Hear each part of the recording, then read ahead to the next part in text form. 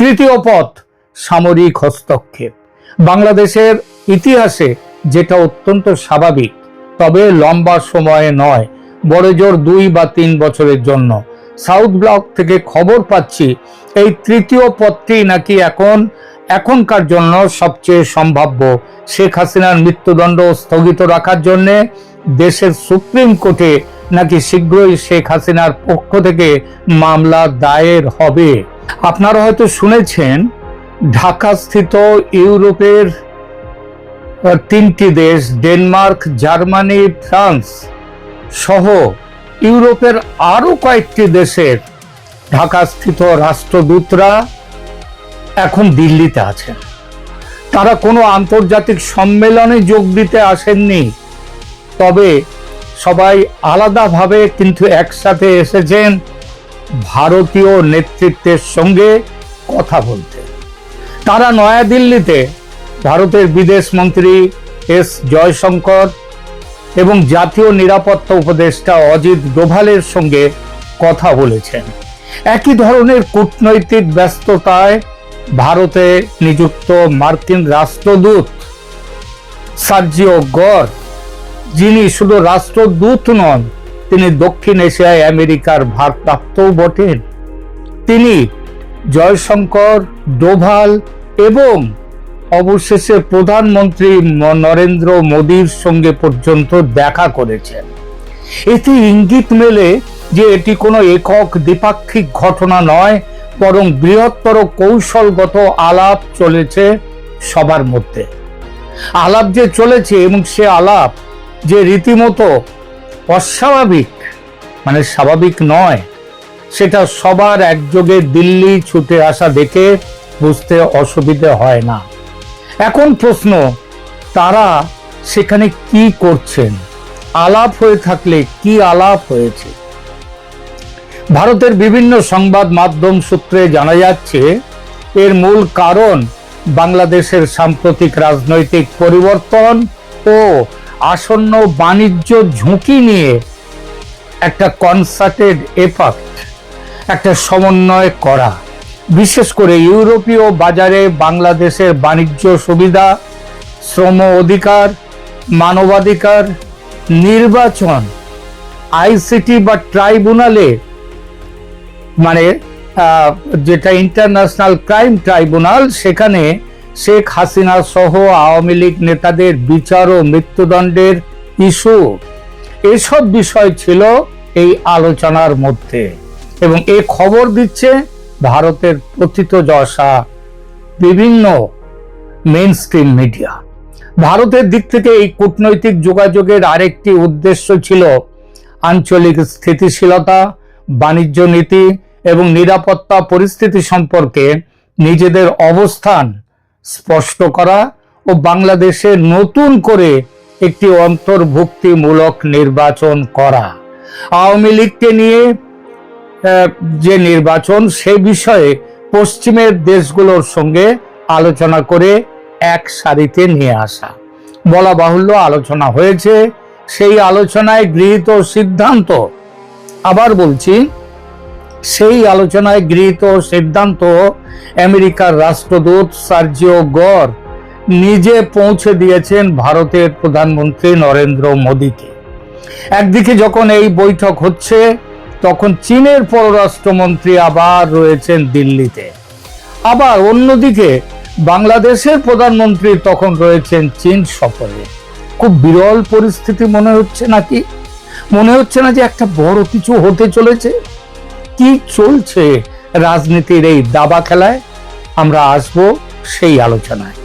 একটা দেশ, দুটো অর্থনৈতিক স্তম্ভ, 3টি পরাশক্তির নজর, আর একটি সরকার যে বুঝতেই পারছে না, তার জ্ঞানই নেই, দেখার চোখ নেই যে তার চারপাশে কোন জাল বোনা হচ্ছে। বাংলাদেশ, দক্ষিণ এশিয়ার এই ছোট্ট দেশটি আজ পরিণত হয়েছে একটি ভূ রাজনৈতিক দাবার বোর্ডে, যেখানে ভারত, আমেরিকা, ইউরোপ এবং চীন প্রত্যেকে চাইছে নিজের ঘুঁটি সাজাতে। আর মাঝখানে দাঁড়িয়ে আছেন তারেক রহমান, লন্ডন থেকে ছুটে এসে হঠাৎ বসে যাওয়া একজন প্রধানমন্ত্রী এবং বলা যায় যোগ্যতাহীন প্রধানমন্ত্রী। একমাত্র তার যে যোগ্যতা আছে সেটা তিনি তারেক জিয়া হচ্ছেন জিয়াউর রহমান এবং বেগম খালেদা জিয়ার সন্তান। এবং এর একটার পর একটা কূটনৈতিক ভুল বাংলাদেশকে ঠেলে দিচ্ছে এক অজানা অন্ধকারের দিকে। আজকের ভিডিওতে আমরা উন্মোচন করব সেই পর্দার আড়ালের খেলা, যা বাংলাদেশের 18 কোটি মানুষ জানেন না, কিন্তু যার ফলাফল পড়বে এই 18 কোটি মানুষেরই জীবনে। আলোচনায় যেতে গেলে প্রথমে বুঝতে হবে বাংলাদেশের অর্থনীতি ও তার মূল কাঠামোটা। কারণ একটা দেশের অর্থনীতির উপরে দাঁড়িয়ে থাকে সেই দেশের স্থায়িত্ব। একটি দেশের অর্থনীতি যখন মাত্র দুটি বিষয়ের উপর দাঁড়িয়ে থাকে তখন সেটা শক্তি হয় না, সেটা হয় দুর্বলতা। বাংলাদেশের সেই দুটি স্তম্ভ হলো, এক, বিদেশে কর্মরত বাংলাদেশিদের পাঠানো রেমিট্যান্স, এবং দুই, রেডিমেড গার্মেন্টস রপ্তানি। রেমিট্যান্সের কথা বলতে গেলে 2026 সালের প্রথম 8 মাসেই এসেছে $22 বিলিয়ন বেশি রেমিট্যান্স। কত? $22 বিলিয়ন। এটা বিশাল অঙ্ক। এই রেমিট্যান্সই এখন বাংলাদেশের বৈদেশিক মুদ্রার রিজার্ভ ধরে রাখছে। কিন্তু সেখানেও যে অশনি সংকেত, আরব সহ দক্ষিণ এশিয়ার অন্যান্য দেশ থেকে বাংলাদেশি শ্রমিকদের ফেরত পাঠানো শুরু হয়েছে। পুশব্যাক চলছে ভারত থেকেও কিন্তু কম রেমিট্যান্স যায় না বাংলাদেশে। রেমিট্যান্সের স্রোত কমতেই থাকবে। আর গার্মেন্টস, বাংলাদেশের মোট রপ্তানি আয়ের 85% আসে এই একটি খাত থেকে। 40 লাখ শ্রমিক, যাদের বেশিরভাগ নারী, তারা এই শিল্পের উপরে নির্ভর করেন। কিন্তু সমস্যা হলো এই দুটি স্তম্ভের একটিও আজ সম্পূর্ণ নিরাপদ নয়।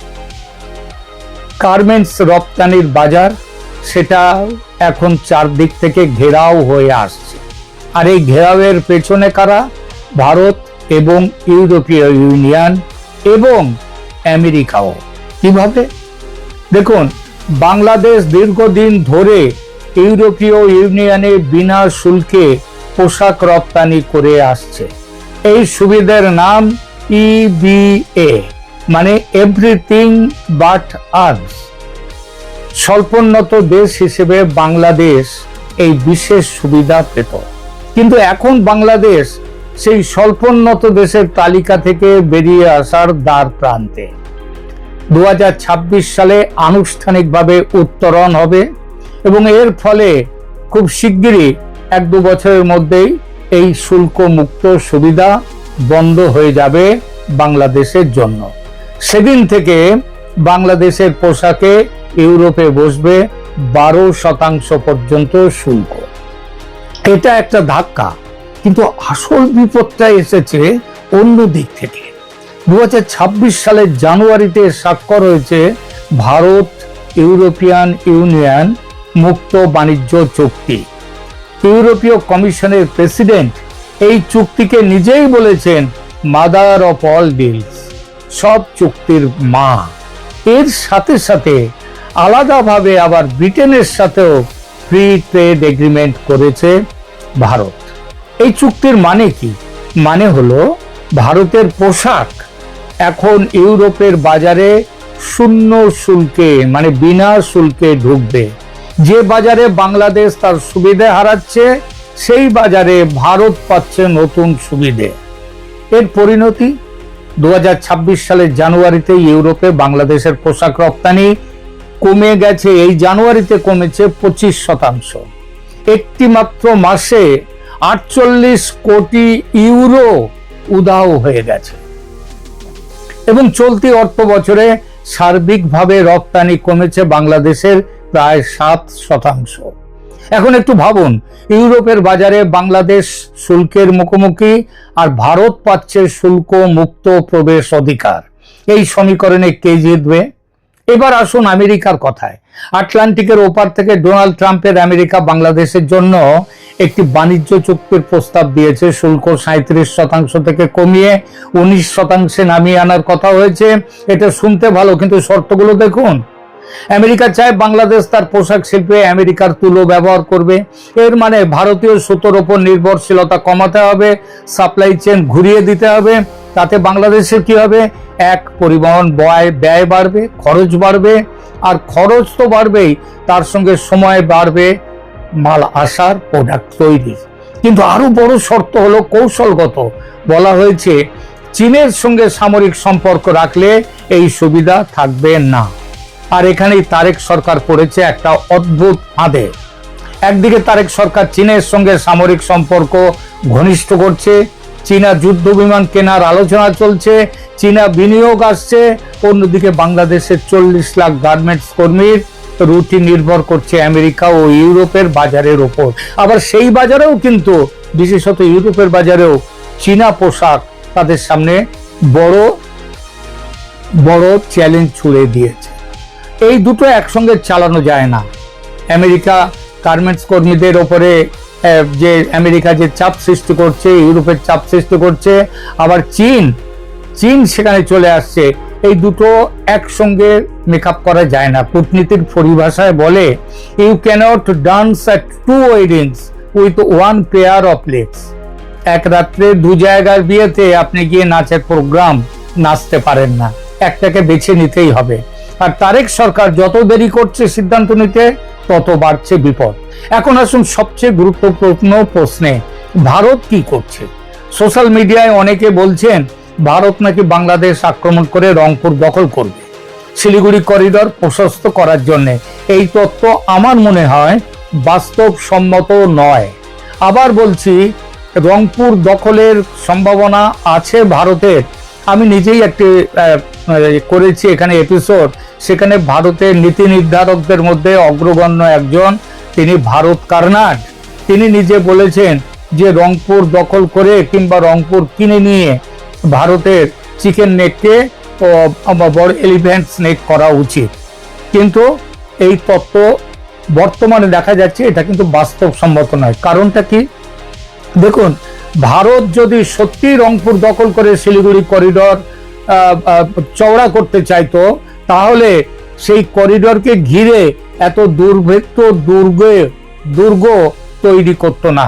আপনারা শুনেছেন ওখানে ওই শিলিগুড়ি করিডরের মাটির নিচে দিয়ে, এবং মাটির নিচে দিয়ে মানে 50 থেকে 60 ফুট মাটির নিচে সেখানে কংক্রিটের 6 ফিট লেন তৈরি হচ্ছে, এবং যে লেন দিয়ে যাবে সেখানে ট্রেন লাইনের সঙ্গে সঙ্গে সমস্ত কিছু ব্যবস্থা থাকবে। এবং এটা এত সুরক্ষিতভাবে তৈরি হচ্ছে যেখানে ওই ব্লাস্টার বম, সেই বোমও সেখানে পড়ে সেখানে কিছু করতে পারবে না। এমনকি সেখানে পারমাণবিক আক্রমণের হাত থেকে পর্যন্ত এই জায়গা রেহাই পাবে।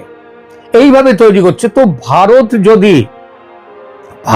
যদি রংপুর দখল করে জায়গাটাকে চওড়া করতে যেত, তাহলে এত লক্ষ কোটি টাকা খরচ করে, মানে এই টোটাল প্রজেক্টের পরিমাণ যা শোনা গেছে সেটা 1 লক্ষ কোটি টাকার উপরে, এই এত খরচ করে এই উত্তর শিলিগুড়ি করিডর বা চিকেন স্নেক তাকে সুরক্ষিত রাখার চেষ্টা করতো না। আবার এর সাথে সাথে আরো একটা খবর আসছে, সেটা হচ্ছে আপনারা জানেন, সেটা যে আসামের ওখান থেকে ব্রহ্মপুত্র নদীর নিচে দিয়ে, সেখান দিয়ে যেমনভাবে কলকাতায় গঙ্গার নিচে দিয়ে মেট্রো লাইন চলে গেছে, ওখানে ব্রহ্মপুত্রের নিচে দিয়ে সেখানেও লক্ষ কোটি টাকা খরচ করে সেখানটাতেও তার ব্রহ্মপুত্রের নিচে দিয়ে লেন তৈরি করার, সেখানেও 6 লেন ব্যবস্থা তৈরি করা হচ্ছে। এই সমস্ত কিছু তৈরি করা হচ্ছে উত্তর পূর্বকে সুরক্ষিত রাখার জন্য। এখন রংপুরকে দখল করে যদি চওড়া করার প্রশ্ন উঠতো, তাহলে এত সব করার কোনো দরকারই ছিল না। নতুন করে 4-4টে সামরিক ঘাঁটি তৈরি করেছে ভারত উত্তর পূর্বে, দরকারই ছিল না সেগুলো তৈরি করার। যদি রংপুরকে দখল করে যদি এই কাজটা করত, তাহলে কি দরকার ছিল? সুতরাং এই করিডোর যে এত সুরক্ষিত, এর জন্য প্রতিবেশী দেশের সামরিক অভিযানের কোনো যুক্তি নেই। আর সামরিক অভিযান মানে আন্তর্জাতিক নিন্দার ঝড়, আমেরিকার সঙ্গে সম্পর্ক নষ্ট এবং চীন পাকিস্তান তুরস্ককে বাংলাদেশের সামরিক উপস্থিতির জন্য আমন্ত্রণ দেয়া, এই তিনটির একটিও ভারত চাইবে না। আর ভারত তার অর্থনীতিকে এখন তৃতীয় অর্থনীতি হতে চায় বিশ্বে।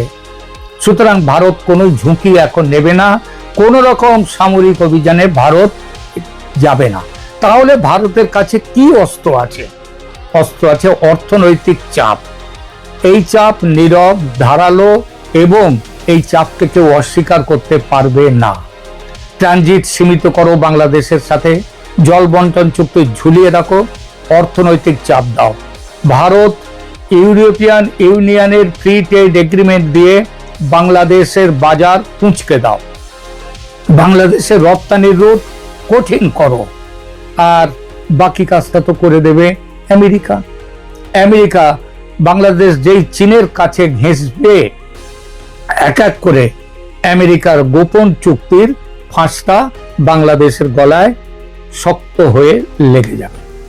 কিন্তু এগুলো দেখতে কিন্তু যুদ্ধ নয়, কিন্তু ফলাফল যুদ্ধের মতোই ভয়ঙ্কর। আর তারেক সরকার ক্ষমতায় আসার পর ভারতের বাড়ানো সহযোগিতার হাত ফিরিয়ে দিয়েছে, ধরেছে চীনের হাত, পাকিস্তানের হাত। এরপর ভারত প্রেমের হাত বাড়াবে ভারত, এমন ভাবনা বোকাদের হতে পারে, কিন্তু যারা সামান্যতম রাজনৈতিক বুদ্ধি, কূটনৈতিক বুদ্ধি আছে তাদের হবে না। এমনকি ভারতীয় বিশ্লেষকদের একটা অংশ তো প্রকাশ্যেই অভিযোগ করছেন যে তারেক ক্ষমতায় আসার আগে ভারতের সঙ্গে গোপন সমঝোতা করেছিল, যা তিনি এখন মানছেন না। এই অভিযোগ প্রমাণিত নয়, কিন্তু ডাল মে যে কুছ কালা হ্যায় সেটা বোঝা যায়। আর এটুকু পরিষ্কার, ভারত বাংলাদেশ সম্পর্ক এখন অবিশ্বাসের দেয়ালে আটকে আছে। এই পরিস্থিতিতে আলোচনায় এসেছে নতুন করে নির্বাচন করার প্রস্তাব, সব দলকে নিয়ে, এমনকি আওয়ামী লীগকে নিয়ে, যে নির্বাচনের দাবি গত 1.5 বছর ধরে করে আসছে ভারত। দিল্লির কূটনৈতিক মহলের খবর, আমেরিকা ও ইউরোপের ডিপ্লোম্যাটরা এ বিষয়ে ভারতের সঙ্গে এবার সহমত হয়েছেন, এবার দিল্লিতে। আর এর ফলে জোরদার হয়েছে শেখ হাসিনার দেশে প্রত্যাবর্তনের সম্ভাবনা। শেখ হাসিনা ঘোষণা করেছেন বর্ষার পরে দেশে ফিরবেন। বাস্তবতাও সেদিকেই ইঙ্গিত দিচ্ছে। আন্তর্জাতিক সংকেত না পেলে শেখ হাসিনা এতটা নিশ্চিত হয়ে ফেরার কথা বলতেন না। এই জন্য 24-এর হাসিনা বিদায়ের বিপরীত প্রতিক্রিয়ার ছবি দেখছি। সেবার আমেরিকার স্বার্থে সাই দিয়ে হাসিনা বিরোধী অভ্যুত্থানকে সমর্থন দিয়েছিল। এই দেশগুলো হাসিনা বিরোধী অভ্যুত্থানকে সমর্থন দিয়েছিল। এখন গত 2 বছর ধরে মোহাম্মদ ইউনূস আর তারেক রহমানের সরকারের দেশের অপশাসনের রেকর্ড দেখে তারা এতটাই তিতিবিরক্ত যে তারাই আবার হাসিনাকে ফেরত চাইছেন। তারা মাঠ পর্যায় থেকে এমন রিপোর্টও এনেছেন যে জুলাই অভ্যুত্থানকে বিপ্লব না বলে মানুষ এখন এটাকে ষড়যন্ত্র বলছে, এবং এদের সংখ্যা খুব একটা কম নয়।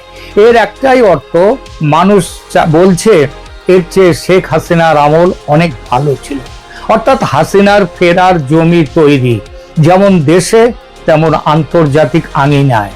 তার এই ফেরার পথে যেমন অবদান মোহাম্মদ ইউনূসের, তেমন অবদান তারেক রহমানের। ইউনূসের যেমন লক্ষ্য ছিল দেশ উচ্ছন্নে যায় যাক, হাসিনা এবং আওয়ামী লীগকে খতম করো, ভারতকে খতম করো, একই লক্ষ্য তারেক রহমানের। সেই সঙ্গে যুক্ত হয়েছে তীব্র ভারত বিরোধিতার সঙ্গে সুতীব্র চীন এবং পাকিস্তান প্রেম।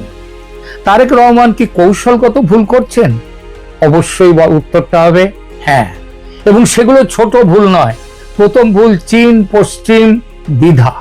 তারেক সরকার চীনের সঙ্গে সামরিক ঘনিষ্ঠতা বাড়াচ্ছে, একই সময়ে পশ্চিমা বাজারের ওপর অর্থনৈতিক নির্ভরশীলতা রাখছে। এই দুটো একসঙ্গে চালানো যায় না।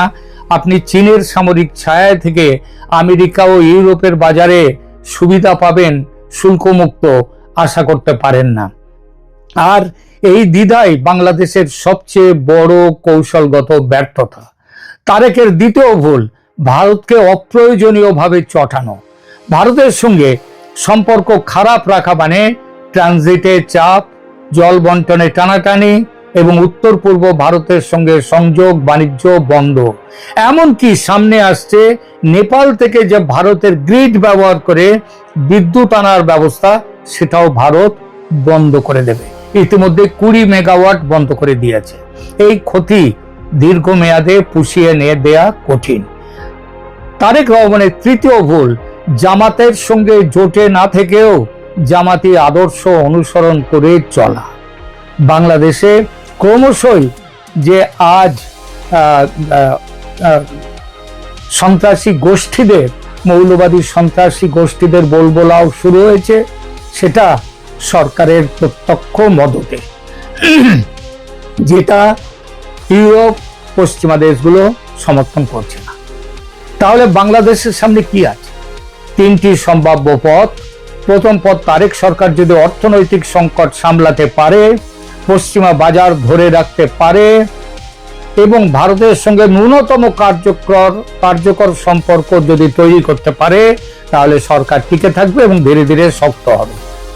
দ্বিতীয় পথ, যদি গার্মেন্টস রপ্তানি ধসে পড়ে, বেকারত্ব বাড়ে, দ্রব্যমূল্য নিয়ন্ত্রণের বাইরে যায়, ভারতের চাপ নানা দিক দিয়ে ফাঁসের মতো আসে বাংলাদেশের গলা চেপে ধরতে, তাহলে রাস্তায় মানুষ নামবে, মধ্যবর্তী নির্বাচনের চাপ তৈরি হবে। তৃতীয় পথ, সামরিক হস্তক্ষেপ। বাংলাদেশের ইতিহাসে যেটা অত্যন্ত স্বাভাবিক, তবে লম্বা সময়ে নয়, বড়জোর 2 বা 3 বছরের জন্য।